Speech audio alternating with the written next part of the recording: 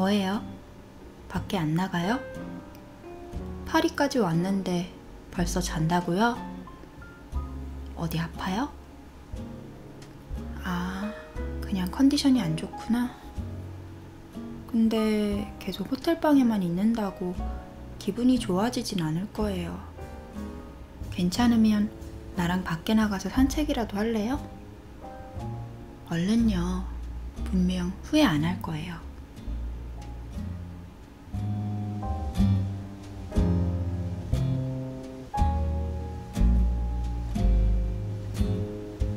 예쁘다.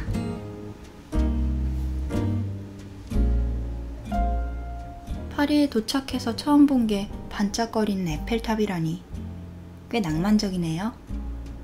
어때요? 나오니까 기분이 훨씬 더 낫죠?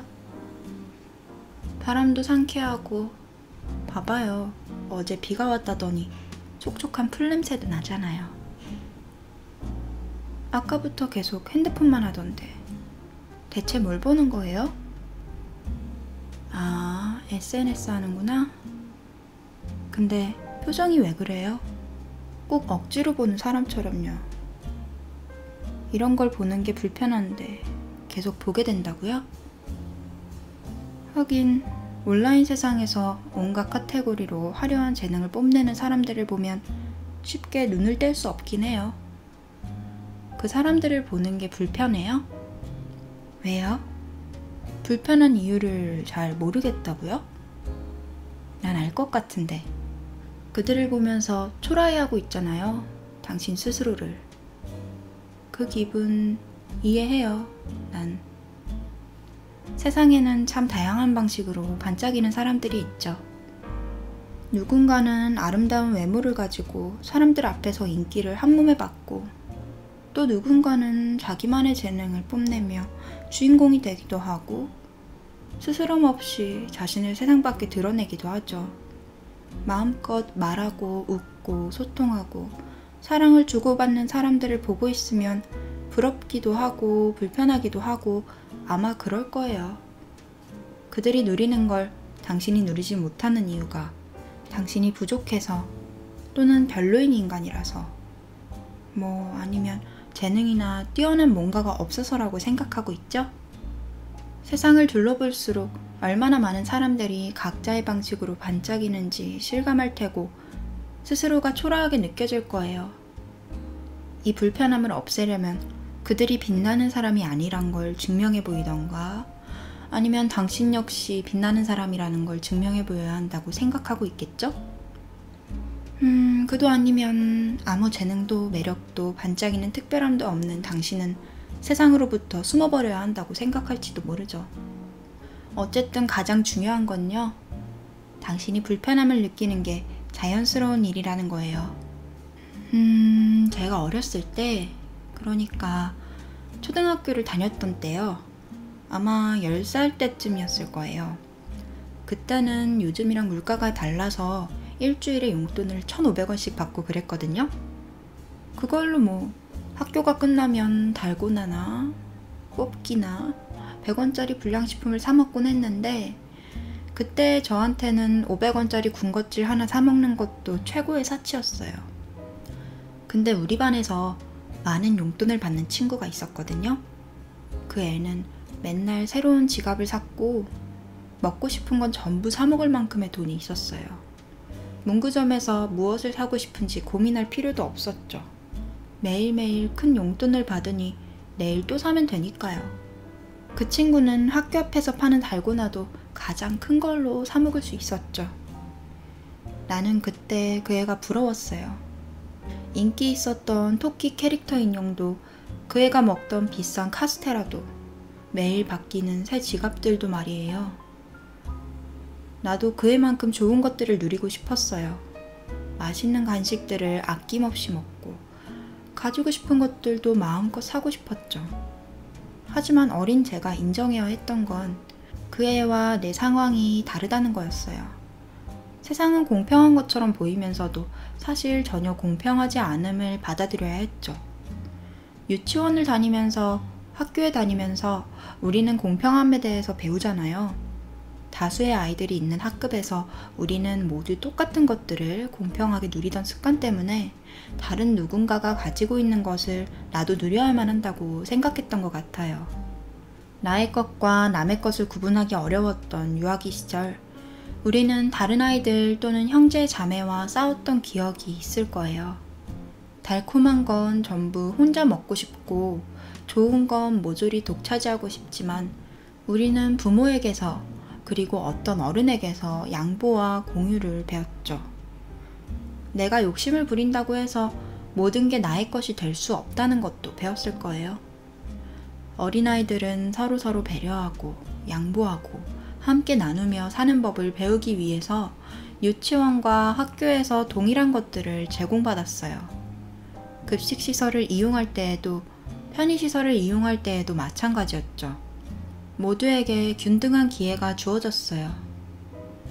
그러니 우리가 공평하게 무언가를 누리는 것에 얼마나 익숙해져 있겠어요? 어쩌면 그것들을 당연하게 생각하고 있었는지도 몰라요.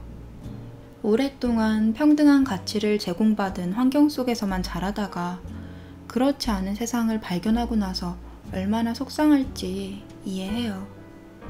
특히나 당신이 대학을 들어갔거나 대학을 졸업했다면 더 많이 느낄 거예요. 우리가 모두 같은 상황에 있지는 않는다는 것을요. 사실 우리는 교육기관에서 비슷한 대우를 받아왔지만 서로의 성향도 조건도 많이 달랐어요. 학교에서 우리에게 알려주지 않은 것은 세상은 모든 이들에게 공평하게 자원을 제공하지 않는다는 거예요. 당신은 이 세상에 존재하는 모든 사람들이 각자 다르다는 걸 알아야 해요. 누군가의 믿음이 나에게는 허무맹랑할 수 있고 누군가 소중히 여기는 것들이 내게는 아무 의미 없을 수도 있어요. 반대로 당신이 귀하게 여기고 있는 것들이 누군가에게는 아무 의미가 없을 수도 있다는 소리예요.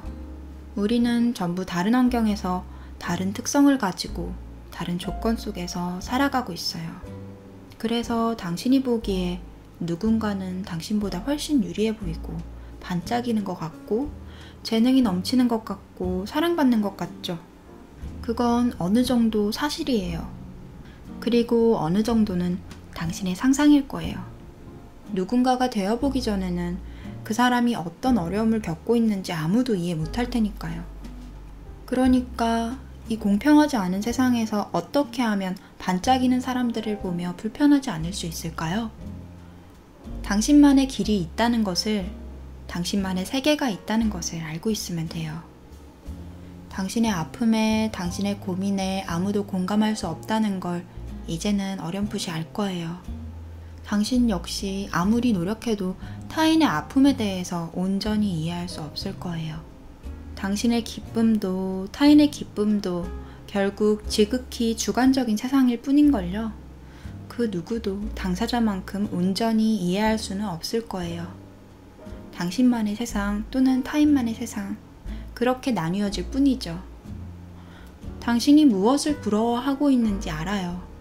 당당하게, 행복하게 미소를 머금은 채로 사람들 앞에 나서는 누군가, 반짝거리는 눈동자로 자신의 꿈을 외치는 누군가, 눈부신 재능을 뽐내며 자신만의 방식대로 살아가는 사람들, 그들을 보고 부러운 거겠죠? 그들만큼 재능이 있지도 않고 화려한 외양을 가지고 있지도 않고 행운이 따라주지도 않는 당신이 싫고 초라하게 느껴지는 거죠?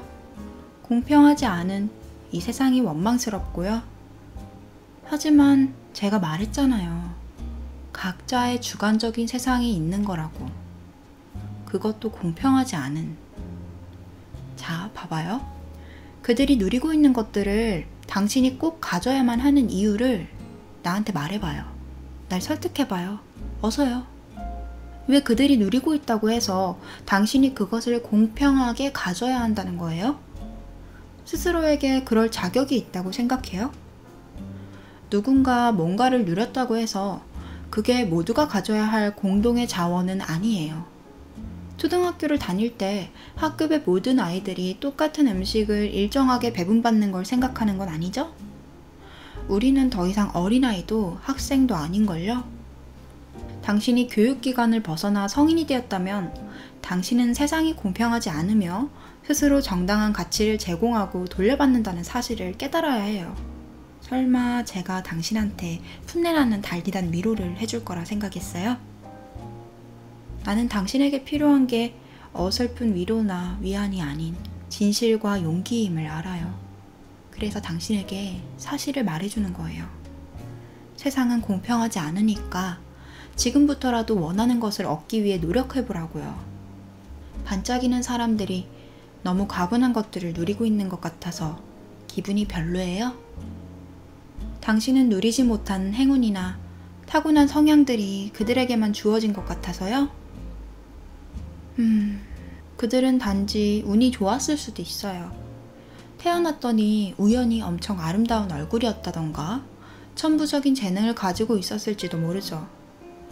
하지만 그 당사자가 되지 않는다면 당신은 그들이 어떤 아픔을 겪고 어떤 고뇌 속에서 살고 있을지 절대 모를 거예요. 그래도 당신의 불운함이 억울하다면 제가 다시 한번 말해줄게요.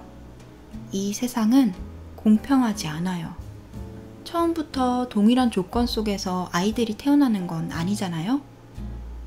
누군가는 불우한 가정 속에서, 누군가는 유복하고 사랑 넘치는 가정 속에서 태어날 수도 있고, 누군가는 처음부터 어딘가 불편한 채로 태어날 수도 있어요. 우리들의 입장에서는 억울한 마음도 들고 인정하기도 싫겠지만 어쩌겠어요? 이게 사실인 것을.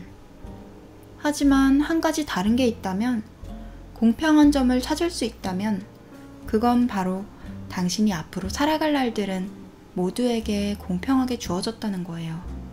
하루가 24시간이라는 건 공평한 자원이죠?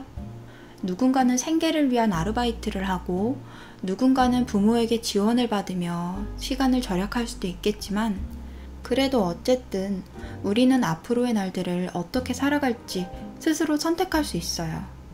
당신이 계속해서 빛나는 성과를 낸 사람들을 보면서 불편해하고 방에 틀어박혀 있기만 할지 아니면 서툴고 느리더라도 당신만의 세상을 새롭게 만들어갈 노력을 할지 그건 당신의 선택이고 세상으로부터 받은 공평한 기회라고요.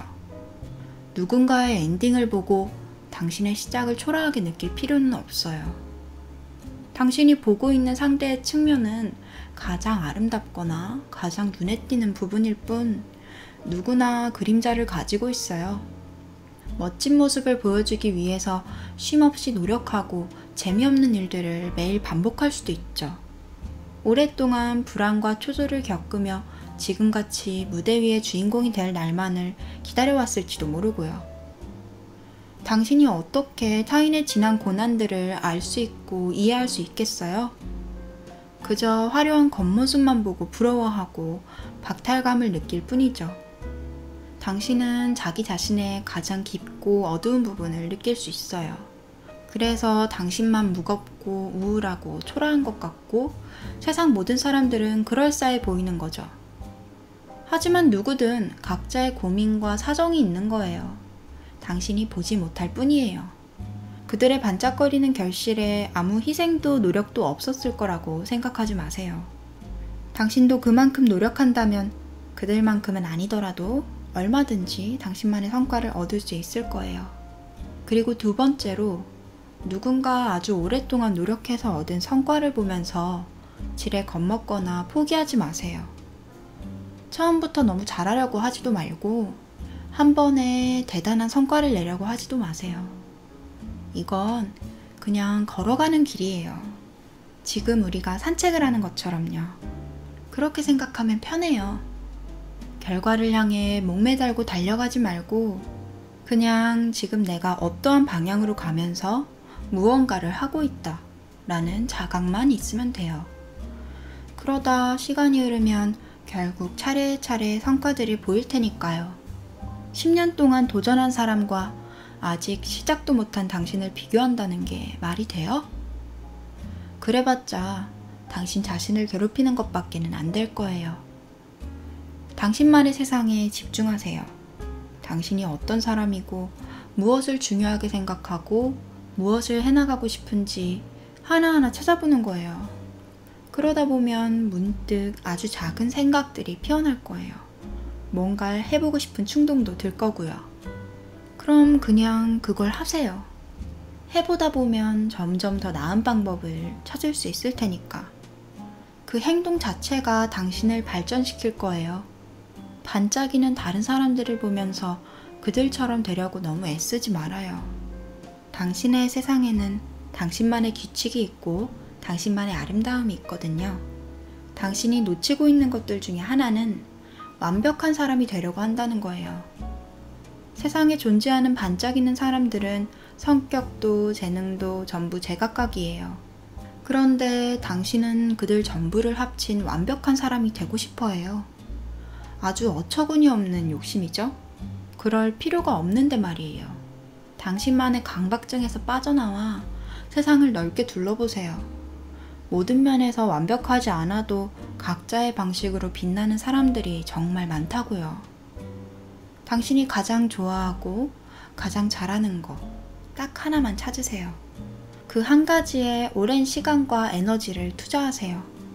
모든 면에서 완벽해질 필요는 없어요. 그럴 수도 없고요. 우리는 많은 부분에서 서툴고 또 미숙한 존재지만 각기 다른 단 하나의 반짝이는 특성 덕분에 특별해 보이는 거예요. 사실 당신 안에 특별함을 찾는다면 아마 당신은 더 이상 남들과 자신을 비교하는 함정에 빠지지 않을 거예요. 당신이 세상에서 가장 뛰어난 누군가가 되는데 집착하지도 않을 테고요. 스스로 어떤 사람인지, 무엇을 좋아하고 어떤 일을 사랑하는지 알고 있어요? 당신의 시야가 남들하고 어떻게 다른지, 당신만의 세상이 어떤 면에서 특별하고 아름다운지 아직 모르죠? 그것부터 찾아보세요. 사람들을 구경하고 둘러보는 건 잠시 멈추고 당신이 바라보는 세상과 마음속에서 들려오는 소리에 귀를 기울여 보세요. 분명 이 오랜 수수께끼에 대한 실마리를 찾을 수 있을 거예요. 오늘 밤 침대에 눕기 전에 나는 누구일까?에 대한 궁금증을 노트에 풀어내는 것도 좋은 방법이겠죠? 고민이 생기면 언제든 혼자 질문을 던져봐요. 그리고 스스로 답해보세요. 그게 바로 당신만의 세상을 만들어가는 방법이거든요. 당신은 당신다울 때 가장 아름다워요. 다르기 때문에 특별하다고 생각해요. 그러니까 반짝이는 것들로 가득한 세상 속에서 자기다움을 잃어버리거나 스스로를 가치없게 생각하지 말았으면 해요. 내가 계속해서 당신을 위한 이야기를 들려줄 테니까요. 그리고 응원하고 있을 테니까요. 알겠죠? 시간이 많이 늦었는데 이제 그만 숙소로 돌아가야겠어요. 내일은 아침 일찍부터 여행을 시작해야 하니까요. 파리의 아침은 어떨지 궁금하지 않아요? 그럼 내일 봐요.